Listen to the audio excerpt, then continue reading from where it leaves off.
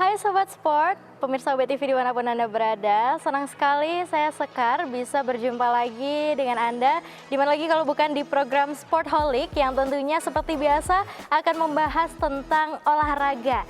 Nah, kalau di episode-episode sebelumnya kita sudah membahas macam-macam olahraga dan UKM yang ada di Universitas Brawijaya.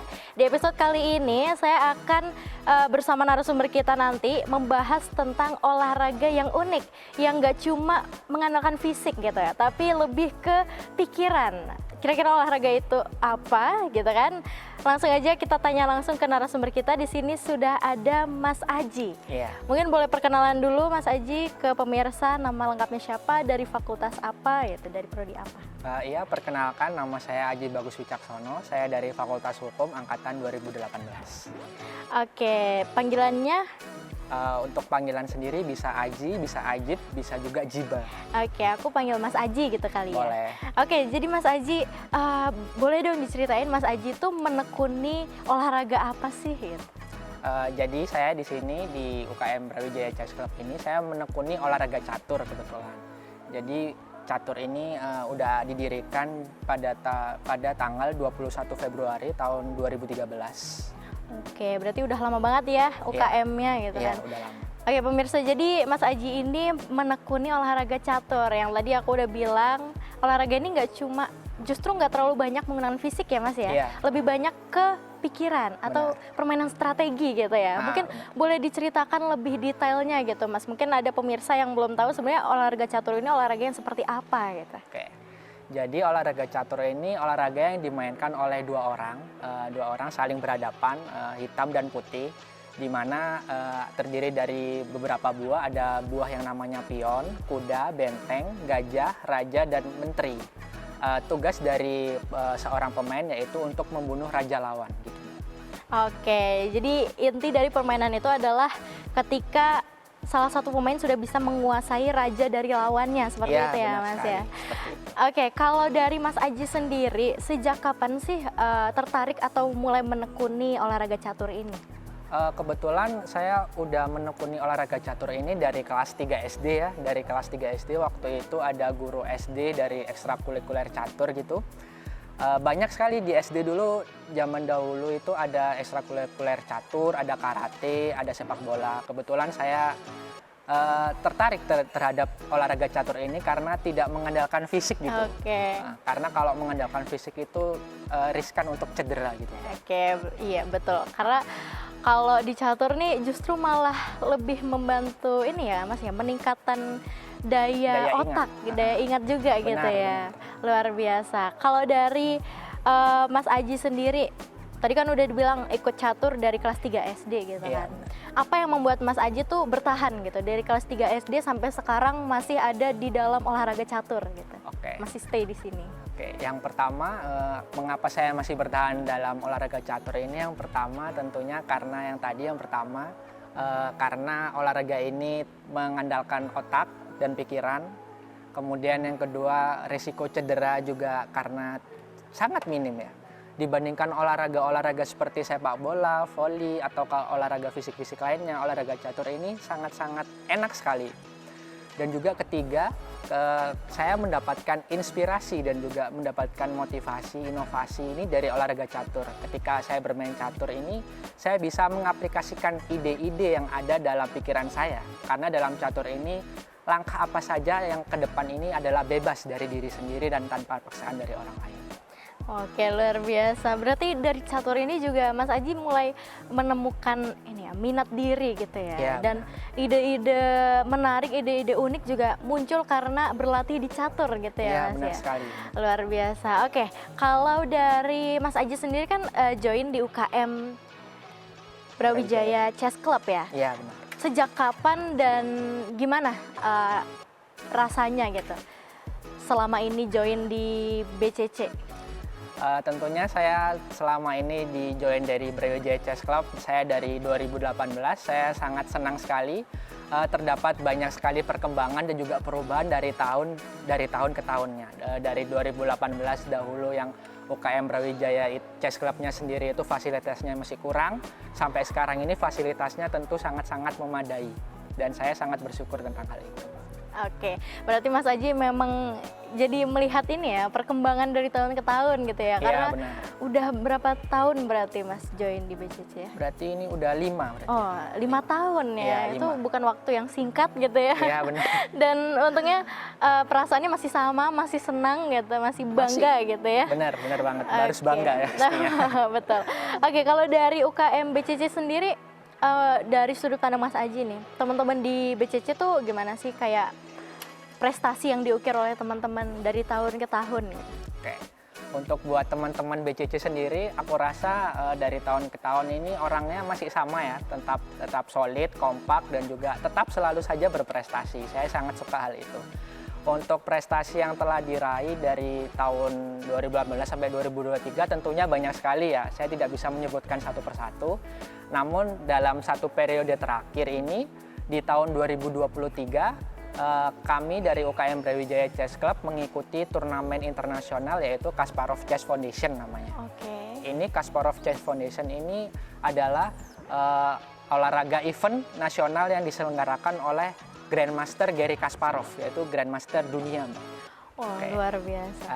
Kami mengikuti turnamen itu dan alhamdulillah kami mendapatkan 3 juara dan 3 kategori dalam turnamen itu. Kita menurunkan 3 tim kalau tidak salah. Dan kita mendapatkan juara 1 kategori under 2000 sampai 2200, kemudian juara 1 top Asia dan juga juara 1 unrated. Luar biasa, itu benar-benar prestasi yang sangat membanggakan ya, bukan sangat cuma membanggakan. UB tapi juga bahkan membanggakan Indonesia gitu Ya, ya, benar Mas ya. sekali. Luar biasa. Kalau boleh tahu itu turnamennya dilaksanakan di mana dan kapan gitu?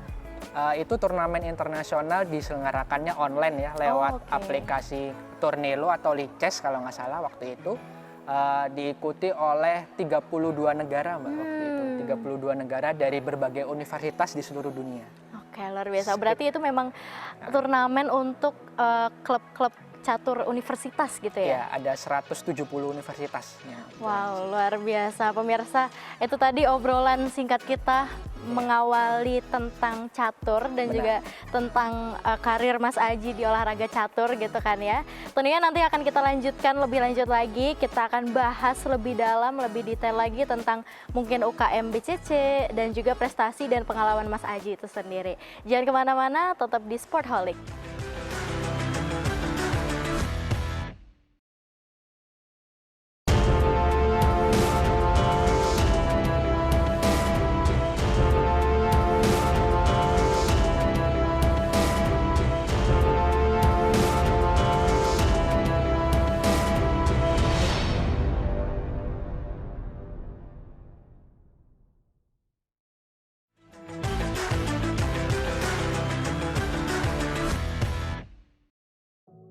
Hai Sobat Sport, balik lagi bersama saya Askar Hayu di program Sportholic. Dan kali ini masih bersama narasumber kita, Mas Aji. Yang tentunya kita akan ngelanjutin ya, ngebahas tentang olahraga catur, terutama yang ada di Universitas Brawijaya. Oke Mas Aji, tadi kan kita udah bahas sedikit ya tentang mungkin prestasi yang pernah diraih oleh UKM BCC gitu kan. Sampai ternyata prestasinya itu sudah sampai di kancah internasional. Dan alhamdulillahnya membawa juara gitu untuk UKM BCC dan juga untuk Indonesia gitu ya. Nah, kalau menurut Mas Aji sendiri dari cerita tadi, apakah UKM BCC ini cukup mewadahi minat dan bakat dari anggotanya atau tidak? Dari pihak kampus ya? Iya. Oke. Dari pihak kampus sendiri alhamdulillah sangat mendukung kegiatan yang dilakukan oleh UKM Brawijaya Chess Club itu sendiri. Mulai dari segi biaya, segi fasilitas dari UKM Brawijaya Chess Club sendiri dari tahun ke tahun mengalami peningkatan yang signifikan. Hal ini berkaitan dengan apa yang saya rasakan di tahun 2018, di mana fasilitasnya itu agak kurang memadai. Kemudian setiap tahun 2019, 2020 fasilitasnya itu selalu meningkat. Ada seperti ada notasi catur, kemudian ada penambahan jam catur, ada juga terkait tentang buah catur dan juga dan lain sejenisnya. Oke, berarti dari pihak kampus sendiri pun sangat mendukung gitu ya. Terbukti dengan adanya peningkatan mulai dari fasilitas yang dimiliki oleh UKM BCC gitu ya Mas ya. Oke, mungkin barusan nih pemirsa UB TV agak asing gitu dengan bahasa-bahasa yang barusan disampaikan oleh Mas Aji kayak tadi notasi catur dan lain sebagainya. Mungkin boleh dong Mas Aji jelaskan gitu ke pemirsa apa aja sih unsur-unsur yang ada di catur. Mungkin unsur dasar atau pentingnya yang harus ada dalam catur kayak gitu. Oke, dari catur sendiri kita bisa mengenal namanya ada namanya buah catur ya pemirsa. Buah catur ini terdiri dari ada yang namanya pion. Pion ini kalau diibaratkan di kita ini sebagai prajurit ya. Kemudian ada namanya perwira benteng, kemudian ada kuda dan juga ada gajah. Kemudian ada menteri atau kita sebutnya ratu dan juga ada namanya raja. Setiap buah ini memiliki nilai tersendiri dalam olahraga catur. Untuk pion sendiri ini memiliki nilai 1, kemudian benteng ini memiliki nilai 5, kemudian untuk kuda memiliki nilai 3, gajah 3, menteri atau ratu ini 9, kalau raja ini tidak terhingga, karena itu sangat bernilai. Kemudian dalam olahraga catur ini kita mengenal tadi namanya notasi ya Mbak ya. Oke. Di sini saya akan sedikit menjelaskan tentang notasi catur. Jadi dalam papan peraga catur ini yang ada di kotak 8 ini ya. Catur ini kan terdiri dari 8 petak ya, 8 dikali 8, totalnya 64. Di petak paling kiri sendiri di warna putih itu ada petak warna hitam dan petak yang di sebelah kanan itu ada petak warna putih. Di petak sebelah kiri dari buah berwarna putih ini namanya adalah notasi A. A, kemudian sebelahnya B, C, D, E, F, G, H. Jadi akan ada 8 ya. Ada A, ada B, C, D, E, F, G, H. 8. Jadi di notasi catur sendiri itu ada 8 notasi, ada jalur A, jalur B, jalur C, jalur D, jalur E, jalur F, dan jalur G, jalur H. Kemudian ada yang namanya A1. A1 ini berarti buahnya ditaruh di petak A1. Kemudian ada A2, A3, A4, A5, A6, A7, A8. Sesuai 8 dikali 8. Jadi seperti itu. Oke, luar biasa. Nah, kalau untuk fungsi dari notasi catur sendiri itu untuk apa, Mas? Oke, untuk fungsi dari notasi catur sendiri itu untuk merekam setiap gerakan lawan dan juga gerakan kita. Jadi semisal kita ini catur nih, misalnya catur klasik lah. Kalau catur klasik itu biasanya diwajibkan untuk menulis notasi, Mbak. Menulis notasi tersebut apabila terjadi ketidaksamaan terhadap notasi catur, misalnya kita menulis notasi catur E4 nih. Kemudian musuh menulis E5 misal, kan tulisannya beda kayak kita. Nah, kita ini bisa memperagakan mana yang benar-benar terjadi, apakah ini punya saya atau punya dia, mana yang benar. Jadi untuk fungsi dari notasi catur sendiri selain untuk merekam permainan dan juga untuk agar permainan itu berjalan dengan lancar dan adil. Oke, luar biasa. Berarti catur tuh bukan cuma sekedar menggerakkan buah-buah catur itu tadi sampai akhirnya mengalahkan si raja itu tadi ya Mas ya. Ternyata ada fungsi-fungsi lain dan ada nilai-nilai tersendiri dari masing-masing buah catur itu juga. Oke, kalau dari Mas Aji sendiri gitu kan, selama dalam karir olahraga catur ini dari kelas 3 SD sampai sekarang, pasti kan sering sekali mengikuti turnamen gitu kan. Mungkin Mas Aji ada nggak sih turnamen yang paling berkesan gitu atau yang paling membanggakan gitu? Boleh diceritakan. Kalau turnamen sendiri ya benar sekali, saya udah mengikuti turnamen dari kelas 3 SD ya, mulai dari tingkat kota, provinsi, nasional maupun internasional. Kalau yang paling berkesan sih menurut saya di periode 2022-2023, di mana saya bisa mengukir sebanyak 40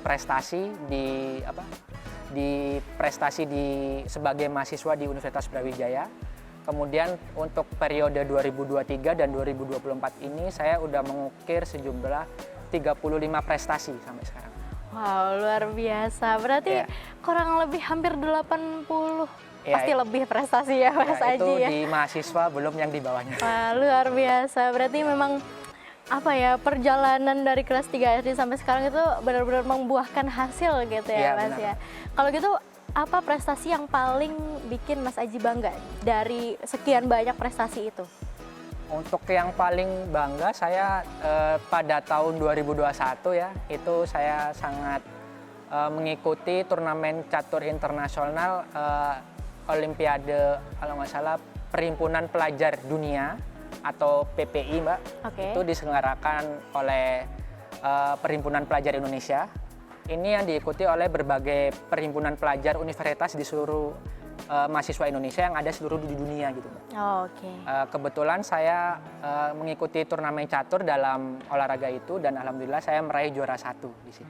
Luar biasa, meraih juara 1 di turnamen internasional. Iya, ya, Mas, benar. ya. Berarti mewakili Indonesia. Benar, Indonesia. Luar biasa. Berarti Mas Aji ini merupakan seorang atlet catur nasional gitu Iya. ya. Oke, pemirsa, tentunya kita akan bahas lebih lanjut lagi. Nanti kita akan tanya-tanya Mas Aji, gimana kok bisa gitu jadi atlet nasional? Perjalanannya seperti apa saja perjuangan yang telah dilakukan oleh Mas Aji. So, jangan kemana-mana, tetap di Sportholic.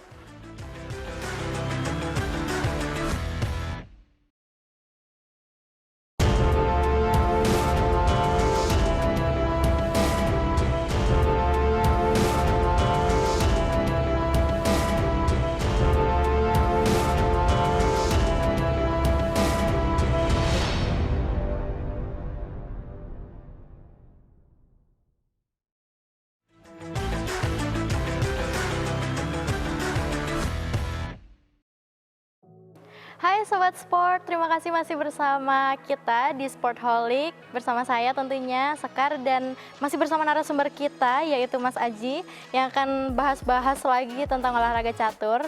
Oke Mas, kalau tadi kita udah sempat sebutin ya, Mas Aji udah sempat cerita tentang ikut turnamen internasional sampai akhirnya mendapatkan juara 1 gitu kan. Mungkin aku di sini mau kulik-kulik lebih dalam lagi gitu. Boleh. Perjalanan Mas Aji dari awalnya mungkin dari atlet kota ya, Iya. atlet kota terus atlet provinsi sampai akhirnya bisa jadi atlet nasional dan ikut turnamen internasional gitu kan, mewakili Indonesia gitu sampai akhirnya membawa pulang juara 1 gitu. Gimana ceritanya? Mungkin boleh dimulai dari cerita gimana jadi atlet kota gitu. Oke, terima kasih atas Mbak Sekar. Untuk jadi atlet kota yang pertama, saya menekuni olahraga catur ini dari kelas 3 SD ya Mbak, kebetulan. Iya. Dari 3 SD ini saya mengikuti ekstrakuler catur. Kemudian ada pelatih ekstrakuler catur ini yang melihat bakat dan potensi saya dalam Oke. olahraga catur ini. Kemudian singkat cerita, selama ekskul selama 2 bulan di pelatih ini, saya kemudian diikutkan lomba Mbak, kejuaraan kota Oke. tahun 2000 kalau nggak salah 2008 ya teman-teman. 2008 ini saya baru pertama kali mengikuti kejuaraan kota di Kota Malang tentunya ya. Kemudian saya mengikuti kejuaraan kota, kebetulan alhamdulillah tiba-tiba juara 3 gitu. Oke. Yang sebelumnya saya hanya dilatih selama ekstrakurikuler 2 bulan, tiba-tiba selama 2 bulan itu saya bisa juara 3 di tingkat kota. Itu akhirnya beliau menyarankan bahwa kamu ini kayaknya punya potensi dan bakat gitu di olahraga catur ini. Akhirnya saya dan beliau, kalau nggak salah namanya Pak Aminullah Zakaria, kebetulan. Ini bapak dari Amelia Amanda. Kebetulan Amelia Amanda ini mahasiswa juga di UB, Oke. anaknya Fakultas Ekonomi dan Bisnis gitu, Mbak.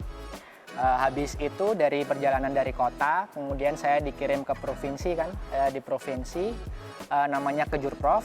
Di Kejurprov tahun 2008 ini saya pertama kali mengikuti itu dan saya karena pertama kali saya gagal itu peringkat 31, saya ingat banget. Oh iya. Peringkat 31, akhirnya oke lah nggak apa-apa. Saya disemangati oleh pelatih saya, Pak Amin, kamu bisa berlatih lagi, lebih giat lagi gitu. Kedepannya mungkin kamu bisa meraih juara. Gitu. Kemudian seleksi lagi Mbak, tahun 2009 di kejuaraan kota ya. Kejuaraan kota alhamdulillah saya dapat peringkat 1 ternyata di tahun 2009. Kemudian akhirnya 2009 karena juara 1, kalau di kota itu juara 1 sampai 3 itu gratis untuk berangkat ke provinsi. Oh, dibiayai. Iya, gitu ya. dibiayain benar. Oke.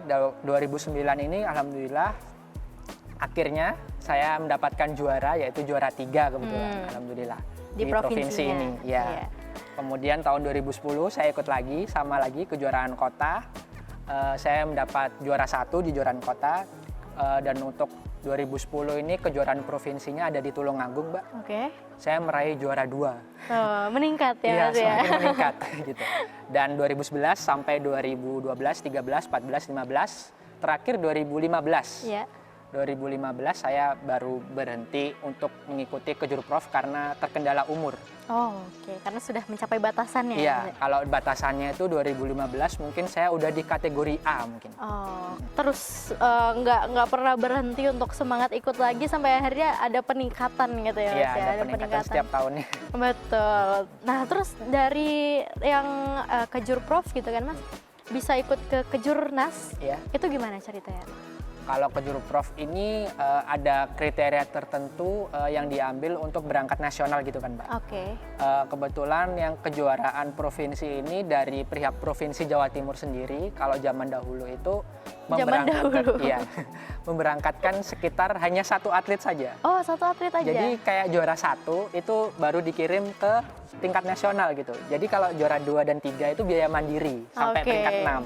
Oke. Karena waktu itu biayanya cukup lumayan dan saya baru pertama kali ikut, akhirnya saya mengurungkan niat buat ikut ke Jurnas waktu tahun 2009. Dan waktu 2010 alhamdulillah berkat dukungan Percasi Kota Malang, yaitu kalau nggak salah dulu di zamannya Pak Heldi, Mbak, kalau nggak salah, saya diberangkatin ke kejuaraan nasional di Manado untuk pertama kali. Dan itu saya pertama kali merasakan pesawat. Oke. Luar biasa ya, Mas, ya. Pasti itu pengalaman yang berkesan, menyenangkan juga ya, Mas, ya. Menyenangkan sekali. Kalau dari persiapannya nih, mungkin aku mau bahas yang di kejurnas aja gitu, sampai membuat Mas Aji menjadi seorang atlet nasional, atlet catur nasional. Atau mungkin yang dari nasional ke internasional tuh persiapannya kayak gimana tuh, Mas? Berapa lama dan kayak gimana? Untuk persiapan turnamen nasional dan internasional sendiri tentunya kita harus menyiapkan strategi dan juga fisik dan juga mental ya tentunya terhadap diri kita sendiri.